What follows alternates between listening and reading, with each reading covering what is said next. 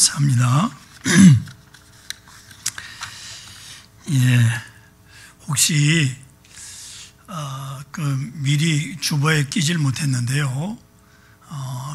저희 담임 목사님 청빙을 위한 우리 청빙위원회에서 만든 기도 제목들이 쫙 A4 용지로 한 페이지 있어요. 그걸 미처마 일부 때 못 껴드렸던 것 같은데 나가실 때 꼭 하나씩 가져가시고요.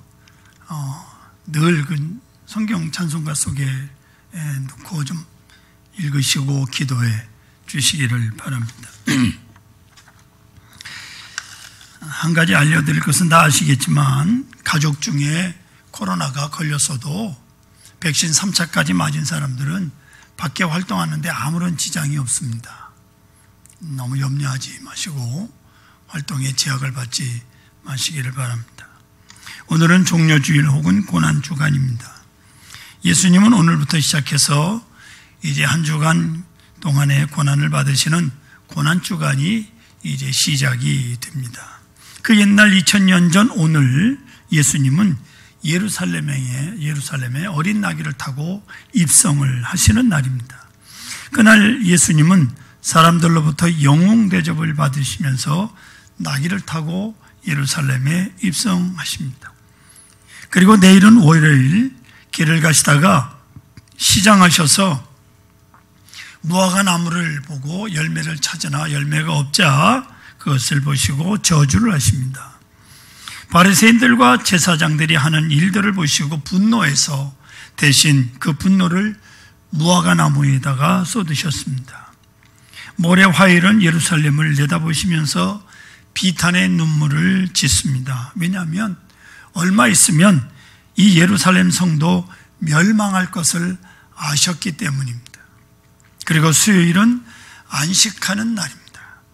3년 동안 하루도 쉴 날이 없었는데 모처럼 이 하루를 제자들과 함께 주님이 안식하십니다. 그런데 그때도 가룟 유다는 이날도 부지런히 돌아다니면서 예수님의 몸값을 흥정하고 돌아다녔습니다. 목요일은 마가의 다락방에서 그 유명한 최후의 만찬을 나누신 날입니다. 그리고 제자들의 발을 씻겨주셨습니다. 만찬을 마치시고 난 후에 예수님 일행은 겟세마네 동산으로 가십니다. 거기서 예수님은 고독하게 밤새워 피땀을 흘리는 고민스러운 기도를 하십니다. 그리고 금요일을 맞이하셨습니다. 그날은 고난을 받으실 날입니다. 밤새워 기도하시고 내려오시던 주님은 새벽 6시에 잡히셨고 빌라도의 법정에 서십니다. 빌라도 법정에 서기까지 예수님은 많은 종교 재판을 받으시게 되는데 안나스의 예비 신문, 가야바의 신문, 사내들인 공의 공식적 신문, 빌라도의 1차 재판, 헤롯의 1차 재판, 그리고 빌라도의 2차 재판, 밤새도록 이리 끌려다니고 저리 끌려다니고 이제 마지막 예수님은 빌라도의 2차 재판을 통해서 아침 9시에 십자가에 달려서 6시간 고난을 당하십니다. 그러다가 오후 3시에 운명하시는 날이 금요일입니다. 그때 해가 빛을 잃고 온 땅이 어둠이 깔립니다. 그러면서 이제 안식일이 시작이 됩니다. 금요일 날 저녁부터 토요일 날 저녁까지죠. 다음 날 토요일은 예수님이 무덤에 갇혀 있게 됩니다. 그래서 그날을 비애의 날이다, 슬픔의 날이다 라고 합니다. 다음 날이 주일날이죠. 주님은 주일날 아침 일찍 보란 듯이 부활하십니다. 그날 아침은 아주 통쾌한 날이었습니다. 많은 사람들이 예수를 죽여서 땅속에 묻으면 그만일 것이라고 믿고 안도하고 있을 때 그 시간에 예수님은 소리 없이 부활해서 살아나셨습니다. 얼마나 신비한 기적인지 말로 다 할 수가 없습니다. 그래서 부활이 기독교의 가장 기본이 되는 중심 신앙입니다. 예수님은 이 땅에 오셔서 3년이라고 하는 아주 짧은 공생의 기간을 보내셨습니다. 그런데 그렇게 짧은 3년 동안이지만 형용하기 어려울 만큼 극심한 갈등과 고뇌스러운 순간들을 몇 번이나 맞이하십니다. 어떤 사람들은 예수님이 하나님의 아들이니까 고난도 없을 거고 고민도 없을 것이다라고 말합니다. 그런데 그것은 잘못된 생각이에요.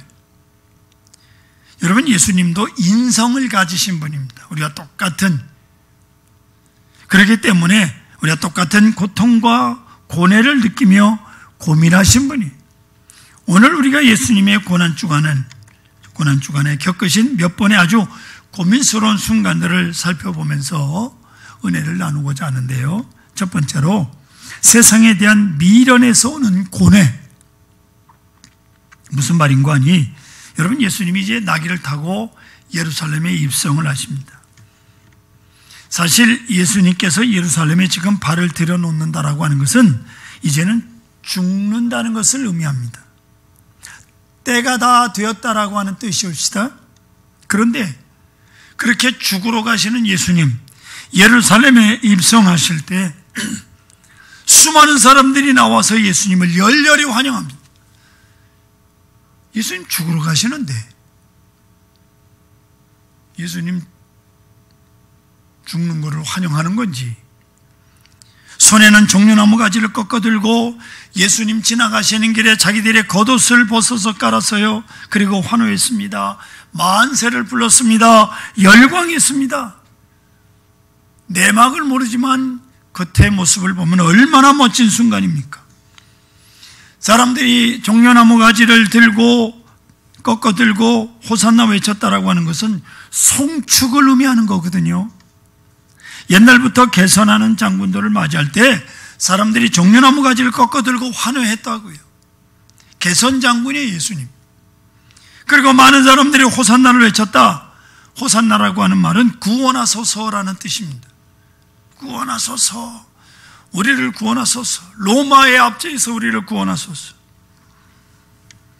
이 말은 예수님을 메시아로 환호했다는 말이요, 예수님은 이렇게 일찍이 없었던 환대를 받아가며 지금 당당하게 개선장군처럼 예루살렘에 입성하죠. 아주 늠름한 말이 아니라 어린 나귀 새끼 타고 뭘 그렇게 당당하게 입성을 했겠어요. 그때 여러분, 예수님 마음속으로 무슨 생각을 했을까 생각해 보신 적 있으십니까? 죽으러 가는데 백성들은 환호하고 있고, 그때 예수님이 마음속에 무슨 생각이 들었을까? 여러분, 예수님도 아까 말씀드린 대로 인성을 가지신 분입니다. 그러기에 솔직한 심정으로 예수님도 죽기는 싫었을 것입니다. 우선 예수님 나이가 지금 33세입니다. 이렇게 일찍이 죽어야 될 이유가 없었습니다. 그리고 당시에 이스라엘은 정치, 경제, 문화할 것 없이 로마로부터 지배를 당하고 살 때입니다. 백성들이 지금 압박을 당하고 희망을 잃고 살아가고 있는 때입니다. 이런 시리에 빠진 백성들을 그냥 놔두고 죽을 수가 있을 수 없는 일입니다. 죽는다는 건 있을 수 없는 일이죠. 여기 지금 환호하며 모인 사람들이 누굽니까? 그때 여러분, 이스라엘 사람들이 가장 중요시 여기는 유월절 명절을 지키기 위해서 전국 각지에서 몰려든 사람들이, 예루살렘에 아주 북새통을 이루고 있습니다. 유월절은요, 12살만 되면 누구나 다 참석할 수 있는 명절입니다. 옛날 기록에 의하면 보통 유월절 명절 때 제물로 바쳐졌던 양이 평균 18만 6천 마리랍니다. 유월절 때. 그런데 예수님이 십자가에 죽으시던 그때 나귀를 타고 예루살렘에 입성할 그 유월절 명절에 양이 25만 6,500마리가 바쳐졌다고 그래요. 평균 18만 마리가 그날따라 25만 마리가 넘는 양이 바쳐졌다. 당시 이스라엘의 전 인구가 350만 명이라고 해요. 그 정도였는데 한 가구당 양 한 마리씩만 바쳤다고 가정을 해도 그것에 모인 사람들 수가 최소한 100만 명이 넘었다고 그럽니다. 사람들이 왜 이렇게 많이 모여들었을까? 전국에 흩어져 있는 사람이 350만 명인데 100만 명이 그 좁은 예루살렘에 바글바글 대고 있는 거예요. 지금 같으면 막 온통 다 코로나 환자로 그냥 난리가 났을 거예요.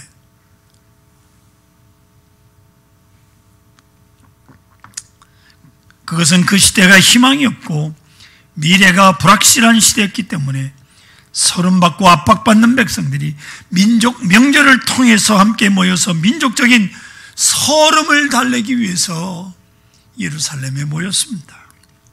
그러나 그들이 예수님의 예루살렘 입성을 얼마나 기대를 가지고 환호를 했고 열광을 했겠습니까? 그러니 그런 그들의 모습을 보고 예수님의 생각이 어떠했겠느냐 하는 겁니다. 그들을 위해서도 죽으면 안 되겠다는 생각이 들었을 것입니다. 그리고 지금 이 많은 사람들 자신을 왕으로 떠받들고 있잖아요. 호산나, 구원하소서. 지금 결단만 내리면 당장 왕이 될 수도 있습니다. 그렇게 되면 민족의 앞날도 지켜줄 수가 있고 백성들의 마음도 위로해 줄 수가 있고 더 나아가서 백성들의 수건이었던 로마로부터 해방도 이룰 수 있었습니다. 얼마나 좋은 기회입니까? 여기서 예수님도 굉장히 인간적인 고민이 있었을 것입니다. 이것은 순수한 인간적인 고민입니다. 두 번째로 주변의 실망감에서 오는 고뇌가 있습니다. 예수님이 제자들과 함께 마지막으로 만찬을 가지셨어요. 예수님 내리면 잡히시고 십자가에 죽어야 합니다. 그래서 그날 저녁 예수님은 제자들을 모아놓고 마지막 만찬을 나누셨어요. 그게 우리가 지난주에 행했던 성만찬입니다. 만찬을 나누시던 도중에 예수님께서 이렇게 말씀합니다. 요한복음 13장 3절에 보니까 저녁 먹는 중에 예수는 아버지께서 모든 것을 자기 손에 맡기신 것과 또 자기가 하나님께로부터 오셨다가 하나님께로 돌아가실 것을 아시고 라고 말씀합니다. 이게 무슨 뜻이냐면 이제 내가 하늘나라로 가야 하리라 그런 말씀이에요. 그리고 제자들의 발을 씻겨주십니다. 얼마나 의미심장한 순간입니까? 죽음이 임박한 순간입니다. 예수님의 행동이 분명 다른 모습인 것을 제자들도 보았을 것입니다. 알았을 것입니다. 평소에 예수님의 행동이 아닌 거죠. 그런데 그때 제자들의 모습이 어떠했느냐 하는 거예요. 제자들이 숙연했습니까? 침통해졌습니까? 그래야 되는 거 아니에요? 그래야 제자들이 그 상황을 인식한 모습이 되는 거 아닙니까? 예수님 왜 저럴까? 예수님이 저렇게 빈통하실까? 그런데 제자들은 어처구니 없게도 예수님이 이제 왕이 될 것을 기대하고 꿈에 부풀어 있습니다. 그래서 제자들은 서로 자리다툼을 하고 있는 겁니다. 누가복음 22장 24절에 보면 또 그들 사이에 그중 누가 크냐는 다툼이 난지라고 말씀하고 있어요. 예루살렘에 입성할 때 사람들이 예수님께 바치는 환호를 보니까 이제 예수님이 왕이 되는 건 시간 문제인 거예요. 제자들 눈에 볼 때.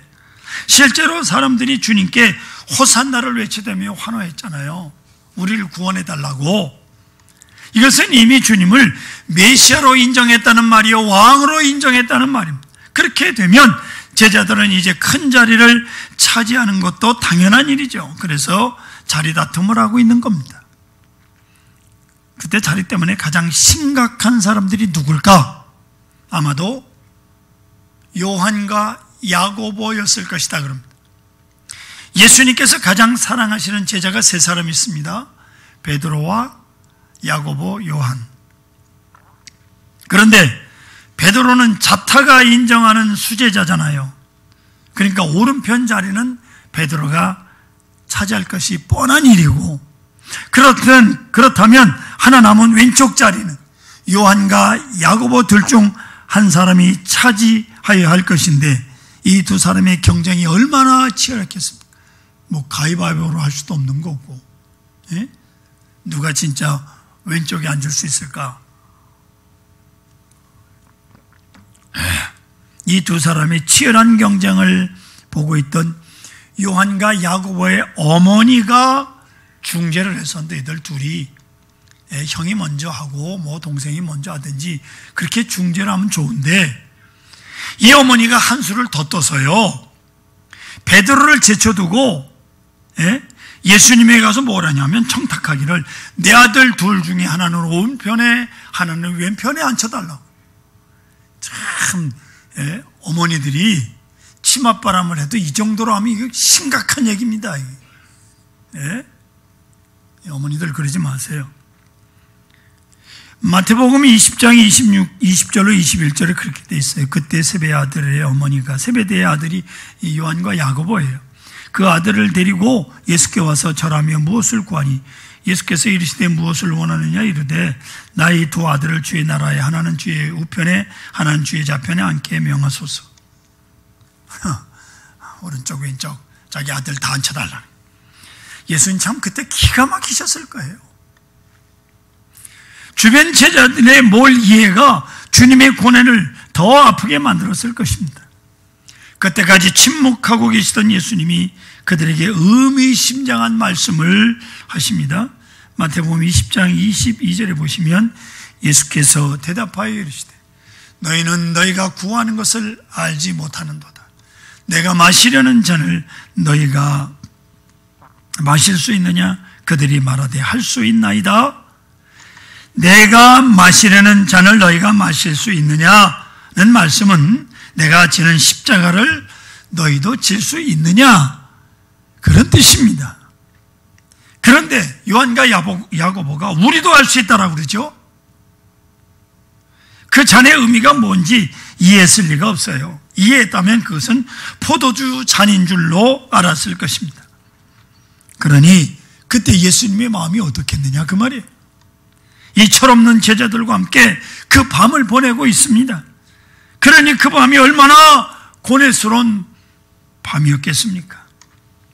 그런데요, 말이 씨가 된다고 이 성경에 분명히 그랬어요. 민수기 보면 내 귀에 들린 대로 하나님께서 내 귀에 들린 대로 행하리라. 여러분 하나님 앞에 기도할 때 잘하시라고요. 그러니까 교회 안 나오는 남편 하나님 확 두들겨 패서라도 교회 나오게, 그러면 죽는 거예요. 어쩌자고 남편을 그렇게 기도합니까? 매 맞기 전에 나오게 해달라고 기도해야지. 우리 부모님들 하나님 치기 전에 교회 나오게 해주세요. 교회 안 나오는 우리 자녀들 하나님 매 맞기 전에 교회 나오게 해주세요. 기도 잘해야 돼. 보세요. 12제자 중에 야고보가 제일 먼저 순교해서 죽습니다. 우리도 할 수 있습니다. 주님이 십자가 지는 거 나도 지겠습니다. 그런 뜻인데, 순교 1호를 야고보가 기록합니다. 예수님 죽고 나서. 그날 밤 그 자리 문제의 인물 가룟 유다도 있었습니다. 성경에 보시면 그때 이미 마귀가 가룟 유다의 마음속에 들어가 있었다고 말씀합니다. 그리고 유다는 이미 스승을 팔아먹기로 작정한 후였습니다. 예수님 그런 유다를 다 아시면서, 나를 팔기로 이미 작정한 가룟 유다 그를 알면서도 그를 사랑하고 있습니다. 사실 그런 사랑은요, 고문과도 다를 바가 없습니다. 있잖아요. 뻔히 지금 자기를 팔려고 다 계획하고 있는 가룟 유다인 것을 알면서 그를 사랑하되 누구보다 또 가장 우선해서 사랑해야 되는 이유가 여기 나와 있습니다. 그날 밤에 예수님이 제자들의 발을 씻겨주셨다고 했는데, 짐작하기는 예수님은 12제자 가운데 누구의 발을 가장 먼저 씻겨주셨을까요? 가룟 유다의 발을 제일 먼저 씻어 주었을 거라는 겁니다. 왜냐하면 예수님 평소 사랑의 이론에 의하면 가장 사랑할 수 없는 사람을 먼저 사랑해야 되는 것이 주님의 가르침이었기 때문에, 그렇기 때문에 가룟 유다의 발을 먼저 씻길 수밖에 없었던, 만일 가룟 유다가 보기 싫어서 맨 나중에 씻겨주셨다면 그것은 예수님이 말씀하시는 사랑의 이론과 맞지 않는 거예요. 예수 믿는 사람들이 사랑이란 말은 입에서 그냥 마르고 닳도록 하면서 진정으로 사랑이라는 원수를 사랑할 때는 원수같이 여겨요. 그렇게 말을 시키고 나서 예수님께서 유다에게 이렇게 말씀합니다.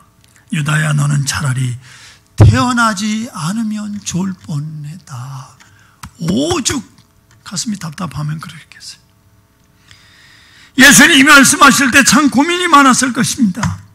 한때 가장 신임해서 그 제자들의 재정을 다 맡기고 사랑했던 제자인데, 그 제자의 비참한 운명을 보시고 불쌍히 여겨 발을 씻기시면서 마음이 아파하시는 예수님, 얼마나 고뇌가 컸겠습니까? 그럼에도 속 시원하게 이 나쁜 놈아 한마디 분을 내지 못하시고 조용히 고민하시는 예수님, 얼마나 고뇌스러운 아픔이셨겠습니까? 그러면 그것이 유다뿐이겠습니까? 베드로는 어땠습니까?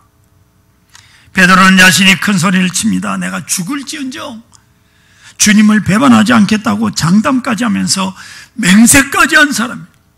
그런데 베드로가 불과 몇 시간 후에 예수님을 저주하면서까지 3번씩 모른다고 부인하고 말았습니다. 주님은 이 같은 일련의 일들을 사전에 다 알고 계셨어요. 그러니 얼마나 비탄스러운 밤입니까? 이것이 예수님의 고민이요. 여러분, 오늘 우리가 여기서 생각해야 될 것은 이 같은 변절이 가룟 유다와 베드로 비단 그들뿐만이 아니라 오늘 우리도 얼마든지 그럴 수 있다는 사실입니다. 우리 심성 속에 그런 타락된 기질이나 욕망들이 다 들어있어요. 유리할 때는 착 달라붙고 분리할 때는 멀어지려고 하는 그 간사함이 우리들 마음속에 얼마든지 붙어있다 그 말이에요. 그래서 우리도 언제 가룟 유다가 될지 아무도 몰라요. 베드로가 될지 아무도 모릅니다. 사실요, 교회를 조금 다녔다는 사람이 교회를 제일 핍박을 해요. 차라리 모르면, 안 다녔으면 어찌자고 교회 좀 다니다가 그만두고 그렇게 교회를 핍박합니까? 그런가 하면요, 교회는 안 다녀도 아내가 열심히 다니니까 남편이요, 다른 사람들이 교회에 대해서 비난하면 아주 열렬히 교회를 옹호하는 분도 있어. 하나님이 택한 자야. 아멘. 예, 그러니까 꼭 교회 나올 거예요. 그런 사람도 있어요. 그런데 핍박하는 사람들 보면요, 교회 조금 다녔던 사람들이거든요. 언제 우리가 베드로처럼 순간적으로 표현할지 아무도 모릅니다. 예수님은 이런 주변의 실망스러운 일 때문에 그 고난이, 그 고민이 더욱 컸던 것입니다. 세 번째로, 죽음의 고독함으로부터 오는 고뇌가 있습니다.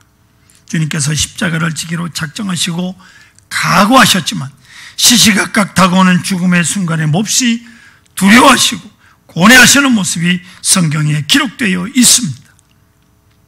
그런데 그 시간이 내일로 다가온 거예요. 내일이면 죽어야 합니다.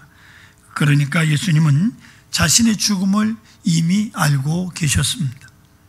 사람이 죽음의 시간을 미리 알고 있다는 거, 그거 정말 고문이에요, 고문. 그래서요, 사형수들 선고를 받는 순간부터 이미 그들은 정신적으로 죽어간다고 합니다. 목사 창단으로 제가 안양교도소에 가서 그 죄수들에게 공연을 할 때 앞에 사형수 2사람이 앉아 있더라고요. 젊은 사람들입니다. 맥이 하나도 없어요. 얼마나 심각하면 그러겠어요. 자기가 죽는다는 걸 알고 있어요. 예수님도 인성을 가지고 계셨기에 죽음을 눈앞에 둔 시간에 인간적인 고통이 얼마나 컸겠습니까? 그래서 그 밤 제자들과 함께 감람산으로 올라가서 기도를 하십니다. 그리고 그때의 심정을 성경이 이렇게 표현하고 있습니다. 마태복음 26장 38절 보시면, 이에 말씀하시되 내 마음이 매우 고민하여 죽게 되었으니 너희는 여기 머물러 나와 함께 깨어 있으라 하시고, 이렇게 말씀하십니다. 내 마음이 심히 고민하여 죽게 됐으니 나를 위해서 기도하라는 말씀은 육체적인 고통보다는 정신적인 고통, 고뇌가 더 크다 그 말이에요. 한마디로 괴로워 죽겠다라고 하는 말씀입니다. 후에 예수님께서 십자가 위에서 물과 피를 다 흘려 쏟으신 다음에 목마르다라고 말씀하시죠. 지극히 인간적인 고뇌를 표현하신 겁니다. 수술해 보신 분들은 아시겠지만 수술 후 가장 심한 고통은 수술한 자리도 아프지만 특별히 목마름입니다. 입술이 타들어가는 갈증입니다. 그럴 때 물 마시면 죽어요. 절대로 물을 마실 수가 없습니다. 예수님 지금 그런 갈증으로 입술이 타들어가고 있습니다. 죽음 후에 부활의 아침이 있고 영광도 있고 또 하나님 우편에 앉게 되는 것을 모르는 바가 아니지만 죽는 일은 고되고 두렵고 고민스러운 것입니다. 그래서 예수님 지금 그런 인간적인 한계 상황 앞에서 처절하게 고뇌하고 계시는 겁니다. 그래서 오늘 나온 기도가 본문 42절에 이렇게 되어 있습니다. 이르시되 아버지여 만일 아버지의 뜻이거든 이 잔을 내게서 옮기시옵소서. 그러나 내 원대로 마옵시고 아버지의 원대로 되기를 원하나이다 하시니 아버지여 만일 아버지의 뜻이거든 이 잔을 내게서 옮기시옵소서라고 하는 이 말씀은 십자가의 영광도 좋고 부활의 영광도 좋으나 죽지 않을 수만 있다면 죽지 않게 해달라고 하는 말이에요. 그러니 예수님 그 고뇌가 얼마나 큰지를 여러분 알 수 있지 않습니까? 사랑하는 성도 여러분, 이것을 우리는 예수님의 고난이라고 말합니다. 이 고난이 바로 이 한 주간 주님이 받으실 고난이올시다. 이 땅의 그리스도인들 모두 이 같은 주님의 고난을 생각하면서 이 고난 주간을 지내야 할 것입니다. 때로 어떤 분들은 금식을 하고요. 때로 어떤 교회들은 이 고난 주간에 헌혈을 하기도 합니다. 예수님의 고난에 조금이라도 동참하려고 애를 쓰는 모습들이지요. 이 한 주간 주님의 고난을 통해서 우리의 심령 속에 주님의 십자가의 형상이 더욱 선명하게 새겨지는 축복이 함께 하시기를 소원합니다.